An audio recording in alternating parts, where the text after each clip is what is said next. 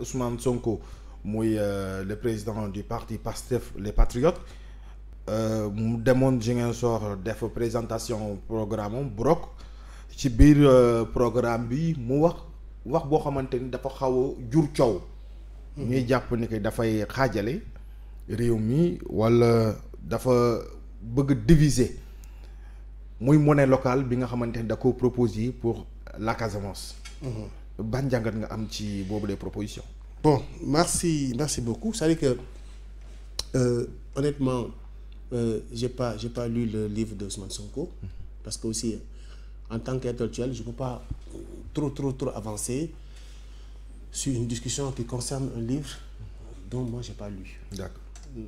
Voilà, donc yooyu benn jàngal la. benn bi aussi mooy mais su ma mënee su may dégg wax ji d'après les parce que aussi maa ngi recopier di xool di kii mais pour man déclaration yi xam na dans quel contexte la ko Ousmane Sonko wax parce que aussi des fois dans une déclaration le contexte quand même est aussi important parce que contexte souvent déclaration contexte am solo mais bu nekkee ni ma ko déggee la ko waxee pour man je pense que c'est maladroit.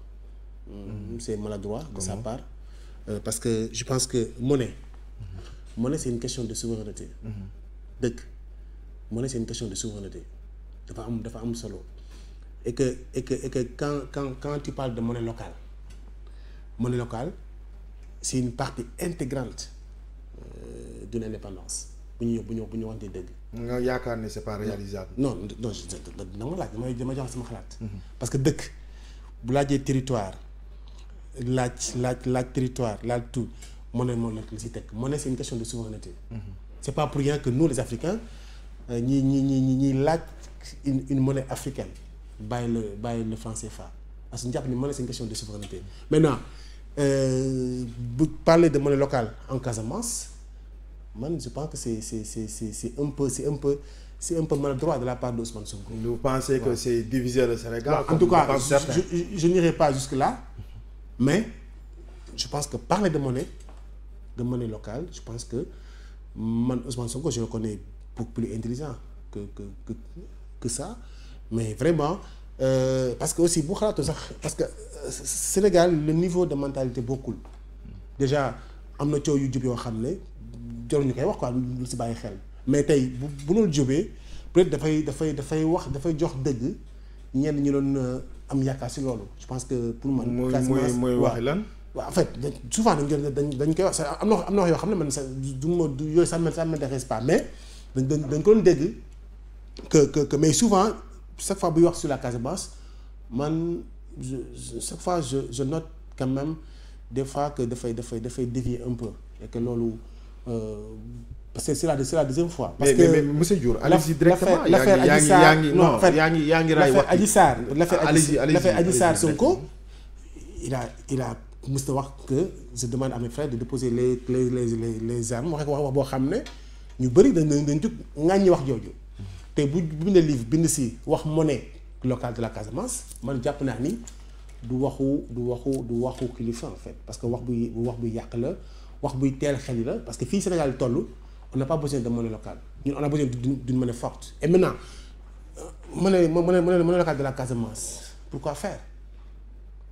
mais tamit économiquement parlant mais ban rentabilité la mën a jox pays de dëkk bi est-ce que tey vouloir donner une monnaie locale à la peut-être je serai pas là pour voilà donc je défendre la position d'Ousmane Sonko mais monnaie locale je crois qu'il n'est pas la première personne bi ko wax fii Sénégal ay kon waxoon na ko fii mais pourquoi ba si Ousmane Sonko bu jur bi la coow. waaw mais xam nga Akon du Ousmane Sonko. c'est quoi la différence mais Akon du Ousmane Sonko. Casamance dafa nekk benn zone bu ñu waxante dafa nekk benn zone boo xam ne depuis 30 ans il lutte pour l'indépendance Sonko jóg bokk Casamance il s'identifie à la Casamance parce que aussi maintenant aujourd'hui la politique au Sénégal est devenue identitaire buñ nañ ko wax te dee en fait boo jëlee les dernières élections au Sénégal boo xoolee sur le plan des résultats loolu la wane. est-ce que vous musul mel noonu. non je dis loolu la wane parce que boo xoolee Idrissa Seck a gagné à Touba. à Thiès Macky Sall au nord Sonko au sud d'accord donc le vote il est identitaire au Sénégal même si dafa nekk loo xam ne duñ ko wax ci kaw mais loolu mu sam fii léegi bu nekk Casamance depuis 30 ans ñu ngi aspiré vers l'indépendance yow nga jug bokk Casamance di wax monnaie locale dafay tey xel foofu laay waxee te loolu booy xalaat ni ma ko nangul. mais est-ce que aussi dëkk Casamance avec tout ce qu'il y a wax jooju peut-être su ko Abdoulaye waxoon wala bu ko Pathé waxoon sur la Casamance ce serait moins grave mais des fois aussi nit ki moo tax wax ju jub. mais la monnaie locale aussi en dehors du Sénégal gis nañu ay réew yu ko def gis nañ ko France gis nañ ko Canada est-ce que loolu aussi dafay impacter ci li nga xamante ne mooy la crise casamançaise est-ce que aussi du faciliter li nga xamante ne mooy échange bi. économique bi aussi économique bi aussi parce que ça c'est monnaie locale du question de souveraineté aussi. nee naa la c'est-à-dire aussi bu ñu défendre l'indéfendable nee naa la mon cher la déclaration d'Ousmane Sonko elle est maladroite c'est ma conviction. parce que aussi on est dans un pays de démocratie sama xel lay wax. pour man vouloir théoriser une monnaie locale en Casamance et pourquoi pas au nord et pourquoi pas au centre ok.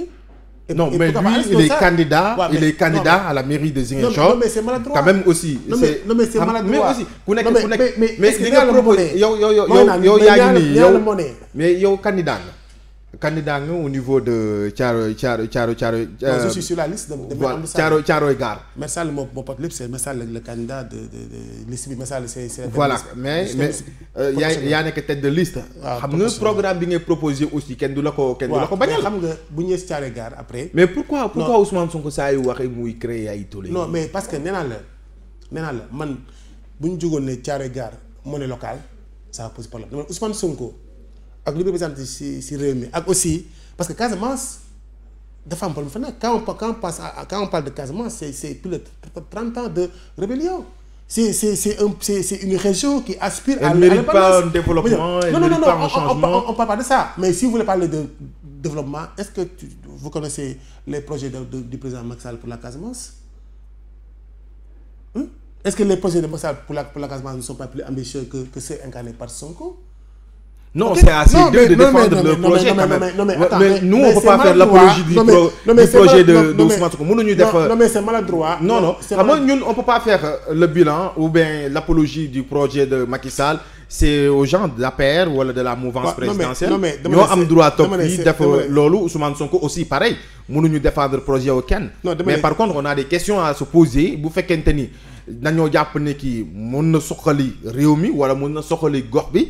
On a des questions intellectuelles ou des questions à se poser quand même. C'est moi dama ne encore une fois de plus jaruñuy polémique en fait dama ne Ousmane Sonko dama ne d'abord la monnaie est une question de souveraineté dëkk monnaie question de souveraineté la 1 2 Casamance dafa nekk parti bu am coow au Sénégal bu nekk benn parti bu am coow au Sénégal excusez-moi parti bu am coow au Sénégal maintenant Ousmane Sonko bu fi nekkee il parle de monnaie locale de la Casamance ça pose problème nangul ma loolu. Quel problème? Mais parce que c'est maladroit de sa part. J'ai pas eu d'explication scientifique par rapport ak li nga xamante ne mooy monnaie locale bi aussi. Non dama ne le Sénégal n'a pas besoin de monnaie locale. Ñun on a besoin d'une monnaie forte. Pourquoi? ñun en Afrique c'est-à-dire si on parle d'économie tey en Afrique il faut théoriser la monnaie unique c'est ça man ma conviction c'est que l'Afrique doit avoir une monnaie unique. Comme l'euro. Mais en Europe, il y a des monnaies locales. Je suis d'accord, mais pour l'instant, nous, je pense que le Sénégal doit œuvrer pour que l'Afrique ait sa propre monnaie. Pour moi, parler de monnaie locale en Casamance, c'est maladroit. Maintenant, que vaut la monnaie locale par rapport au CFA, par rapport au Dalasi, etc. Pour moi, dès que nous sommes là, mon cher.